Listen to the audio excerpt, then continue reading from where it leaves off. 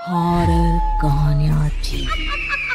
1 बजे तेज बारिश और कड़कड़ाती बिजली में अपने घर की बालकनी में खड़ी सुमन खोई खोई कुछ सोच रही थी। अंदर आ जाओ ना।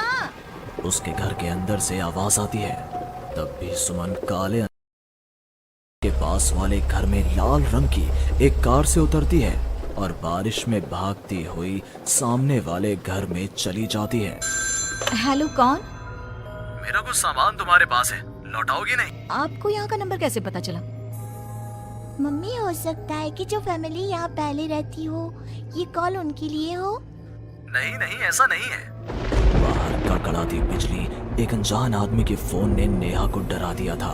वो फौरन कॉल रख देती है। चलो बच्चों, कमरे में चलते हैं, मैं तुम्हें सुला देती हूँ। पर यहाँ इतने अंधेरे में तो कुछ भी नहीं दिख रहा। मम्मी, फ्लैश लाइट ऑन करो ना। नेहा फ्लैश ऑन करती है। क्लोथ्स हैं, चलो ऊपर मम्मा आपको स्टोरी सुनाएगी, सुननी है ना? चलो चलो चलो।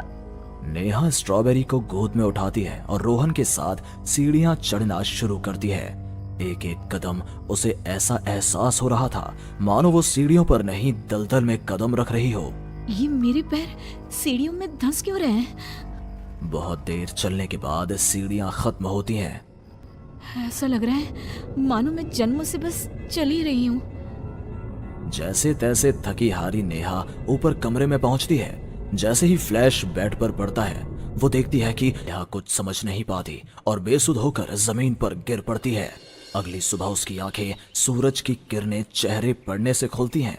नेहा बालकनी में जाती है जहां उसे सुमन अपने बालकनी में खड़ी दिखती है। ऐसा लग रहा था मानो सुमन रात भर से वहीं खड़ी थी। सुमन नेहा को मुस्कुराकर देखती है। हेलो, मैं यहाँ कल ही शिफ्ट हुई हूँ। मेरे हस्बैंड का यहाँ ट्रांसफ़र हुआ है। आसपास कहीं घर ही नहीं मिला, तब 40 किलोमीटर दूर यहाँ ये घर मिला। आप यहाँ पर कब से हैं? पता नहीं, सालों हो गए, यहाँ कोई आया ही नहीं। पर अब तुम आई हो तो राहत सी लगी। आओ ना घर पर। हाँ हाँ, क्यों नहीं, मुझे भी कंपनी मिल जाएगी।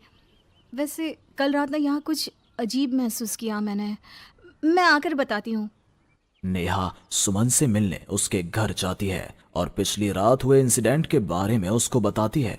ये तो कुछ भी नहीं है नेहा, ऐसे जरूरत हो तो मुझे कॉल कीजिएगा, मैं ये बगल वाले घर में ही हूँ। सुमन घर के अंदर जाती है। डाइनिंग टेबल पर पहले ही खाना रखा हुआ था, पानी का ग्लास भी, टीवी ऑन ही था। ऐसा लग रहा था मानो अभी अभी यहाँ कोई था या है। चलो, कंपनी अच्छी है, सब अरेंजमेंट्स मेरे आने के पहले ही कर रखे हैं। सुमन खाने की टेबल पर बैठती है जहाँ 5 लोगों का खाना परोसा हुआ था। ये 5 प्लेट किसके लिए सर्व कर दिया? हाथ है। सुमन अपनी प्लेट से खाना शुरू करती है और उसी वक्त बाकी 4 प्लेटों से भी खाना गायब होने लगता है। प्रमिल! सुमन क्या देखती है कि प्रमिल जमीन पर गिरा हुआ है। फर्श पर हर तरफ खून ही खून। प्रमिल के मुंह से भी खून आ रहा था। वो कराहता हुआ कहता है, मैम, यहाँ रूहें रहती हैं, ये आपको भी नहीं छोड़ेंगी। ये कहते कहते ही प्रमिल दम तोड़ देता है और सुबह के 11 बजे अचानक ही अंधेरा छा जाता है।